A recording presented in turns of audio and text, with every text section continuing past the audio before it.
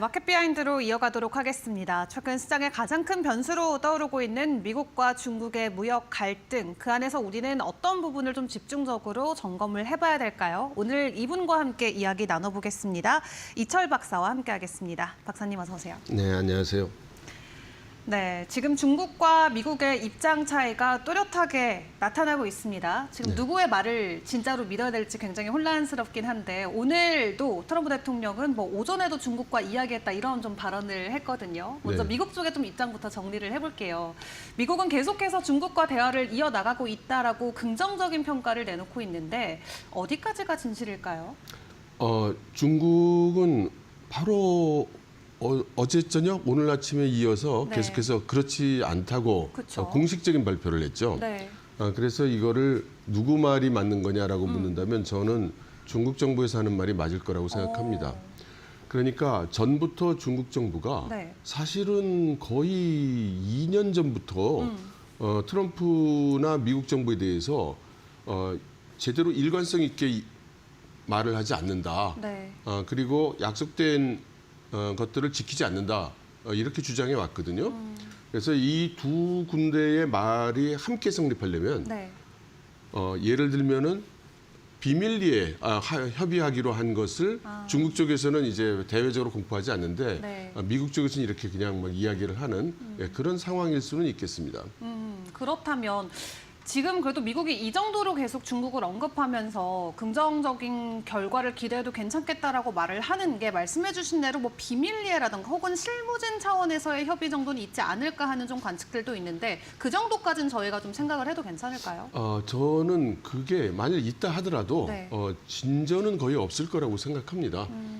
중국은 지금 입장에서 생각을 해보면 미국식으로 지금 대폭 큰 관세를 때려놓고 여기서 깎아내려다 주는 이런 식의 그 협상에는 이제 응하지 않는다고 계속 분명하게 얘기를 하고 있고요.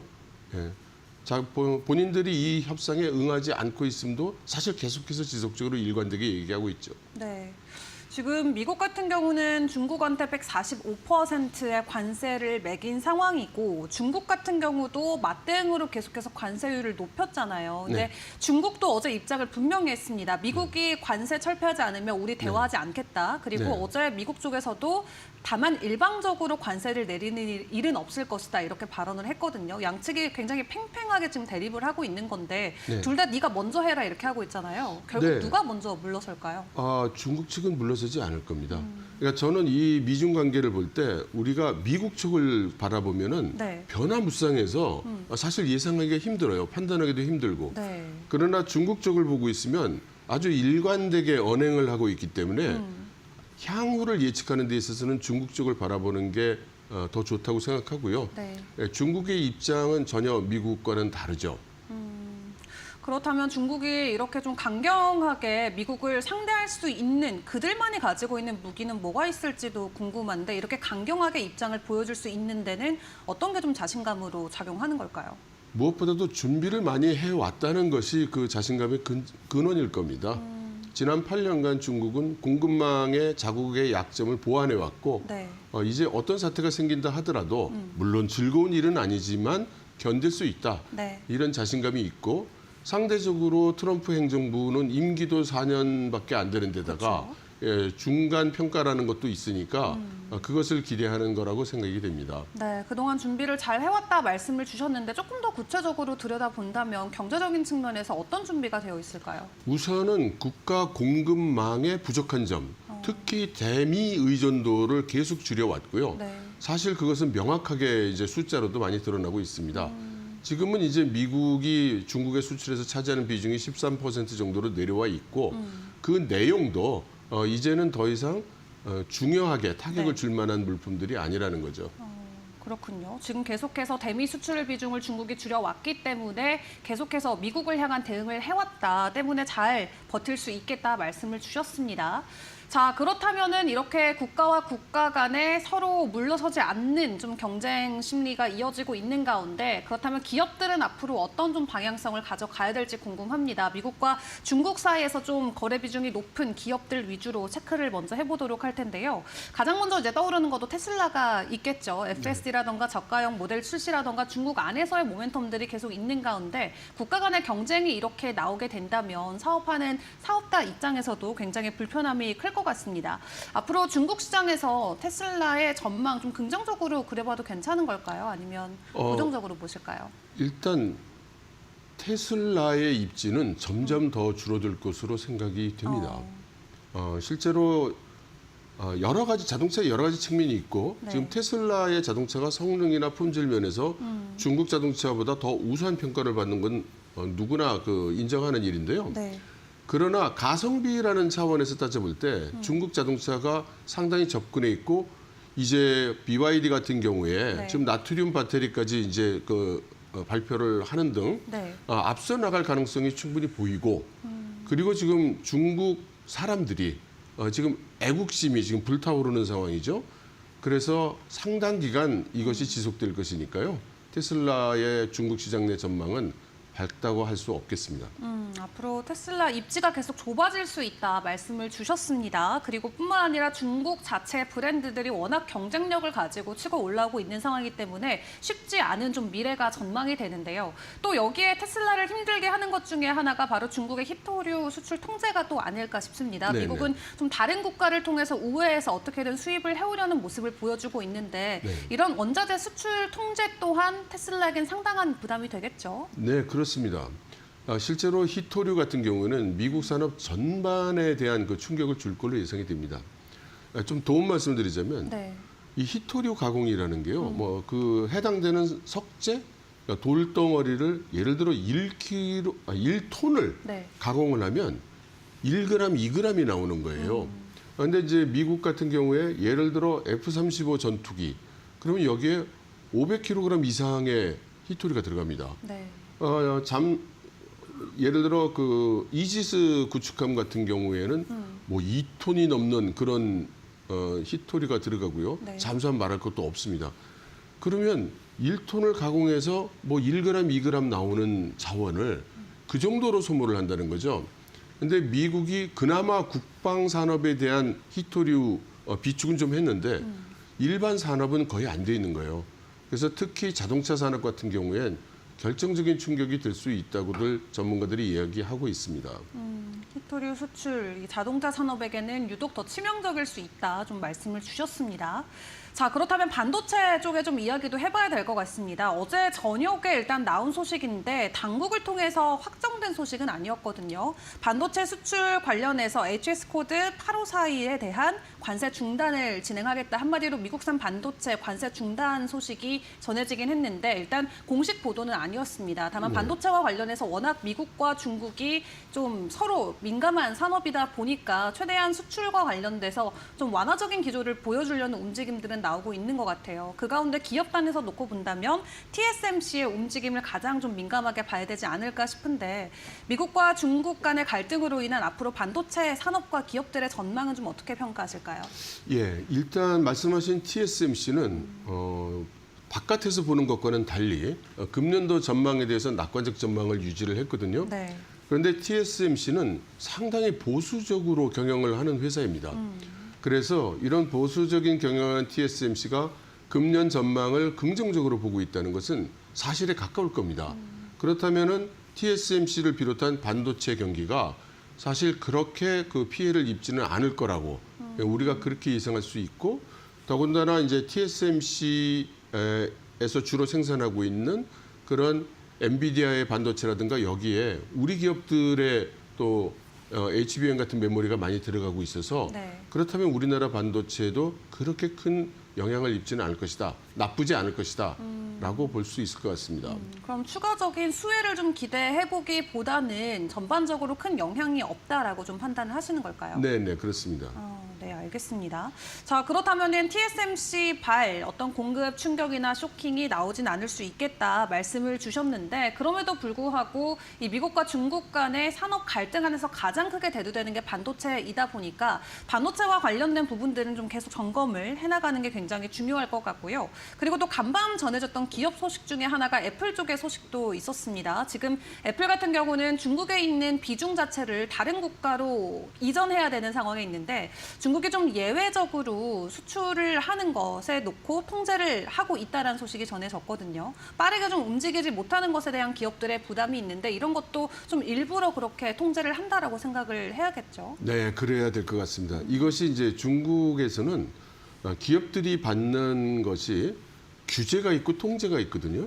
그러니까 예를 들어 우리나라가 지금 겪고 있는 한한령 같은 것은 통제에 해당되는 것이라고 할 수 있습니다. 네. 지금 말씀하신 것도 지금 중국 내에서 애플을 생산하던 기반을 인도로 가져가다 보니까 그러면 중국 내에서 사용하던 설비라든가 이런 네. 것들이 이제 인도로 옮겨가야 되는데 그렇죠. 그걸 딜레이를 시키고 있는 거죠. 네. 그럼 그게 명확하게 중국 정부가 어떤 규정이나 정책이나 규제를 발표해서 그런 게 아니라 네. 바로 통제, 중국 공산당이 뒤에서 암암리에 지시를 하고 네. 그렇게 따르는 이제 그런 현상이라고 봐야 되겠죠. 그렇습니다. 그렇게 된다면 기업들 입장에서는 상당한 좀 부담감을 가져갈 수밖에 없을 것 같은데요. 일단 이렇게 기업들을 부담을 주는 상황이 국가 차원에서 나오고 있는데 이런 상황이 장기화될수록 사실 중국 자체에도 긍정적이진 않을 것 같습니다. 뭐 내수가 지금 나쁘지 않은 상황으로 흘러가고 있다는 내용들이 공개가 되고 있긴 한데 실제 지금 중국의 경제 상황은 또 어떨지도 궁금한데요. 지금 중국 정부는 애써 어렵지만 잘 견디고 있다라고 이렇게 이야기를 하고 있는 것이고요. 실제로 그 당하는 사람들은 굉장히 괴롭죠. 지금 민간 경제, 특히 경공업, 특히 수출 기업은 당연히 엄청난 피해를 지금 입고 있고 굉장히 어렵습니다. 다만 중국 정부가 얘기하고 있는 그 말뜻을 네. 우리 경제적으로 나빠지지 않았다라고 얘기하는 게 아니라 견딜 수 있다고 얘기하는 것임을 우리가 좀 주의할 필요가 있죠. 네, 그렇다면 중국은 일방적으로 좀 견디고 있는 상황이라고 말씀 주셨는데 그렇다면 이게 어느 정도 시기까지 연결될지도 궁금합니다. 버틸 수 있는 힘이 남아 있을까요? 물론이죠. 중국 정부가 지난 8년간 준비해 왔다는 것이 네. 바로 오늘날 이런 상황이 시작됐을 때 장기간 버틸 수 있기 위한 준비를 해온 것이거든요. 그래서 제가 좀 단언하기는 어렵지만 네. 중국 공산당 입장에서는 트럼프 행정부 4년간을 버틸 수 있을 만한 그런 준비는 하고 있을 것이라고 생각합니다. 그리고 또 최근에 보니까 중국에서 M2 통화량 공급이 굉장히 많이 증가가 됐더라고요. 역대 네. 최고치까지 올라가면서 현금 흐름 비중에 대한 것도 긍정적인 좀 평가가 나오고 있는데 그런 데이터들을 좀 종합해서 봤을 때 어쨌든 트럼프 임기 내내 중국이 버틸 수 있는 힘이 있다라고 좀 평가를 해주시는 걸까요? 네, 그렇습니다. 통화량 같은 경우에는 사실 작년도에 통화 정책을 실시할 때 네. 시장의 기대보다는 좀 미흡했거든요. 그게 사실은 오늘 같은 그런 상황을 대비해서 여력을 비축해뒀다는 그런 평가가 많습니다. 네.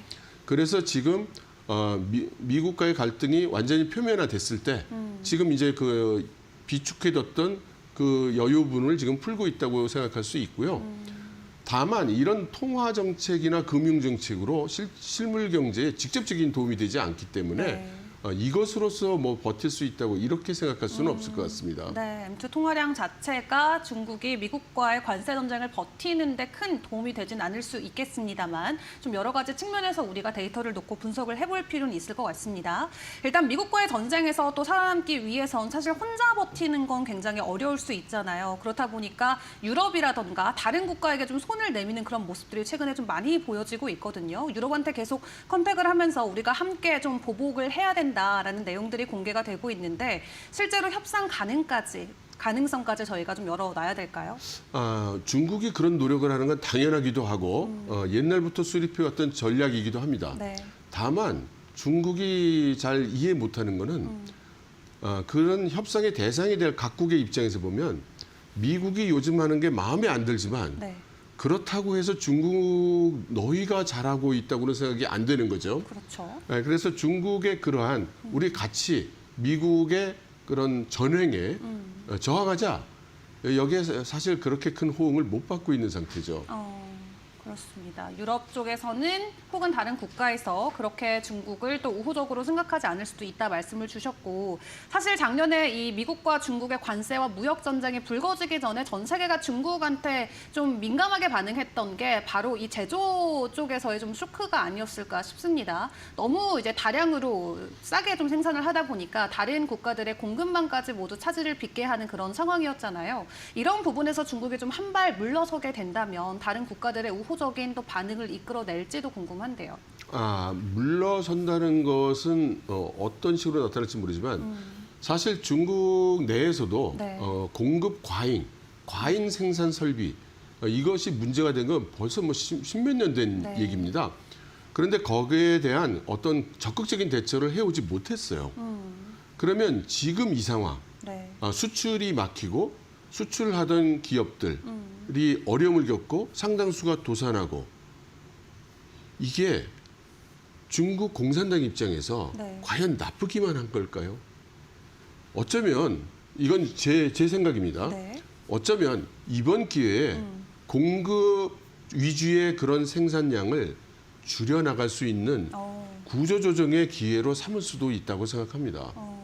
오히려 구조조정의 기회가 될 수도 있다 말씀을 주셨고, 일단 앞에서도 잠깐 언급을 주셨지만 다른 국가들과 또 적극적으로 또 동맹국의 어떤 기조를 맺기도 중국은 어렵고, 그렇다면 홀로 좀 버텨나가야 되는 이제 시간이 기다려질 것 같은데, 지금 상황에서 그렇다면 중국이 가장 좀 시급하게 내놓을 수 있는 카드가 뭘지도 궁금합니다. 뭐 여러 가지 뭐 수출 통제라든가 이런 부분들 이미 공개를 했는데 여기에서 더 강력하게 밀고 나갈 수 있는 카드가 남아 있을까요? 사실 일반적으로 히토류 조치가 가장 강력하고 최후의 조치일 것으로 최후의 조치. 예, 그렇게 네. 여겨져 왔는데 의외로 그 히토류 조치가 상당히 먼저 나온 것이 네. 좀 주의를 끕니다.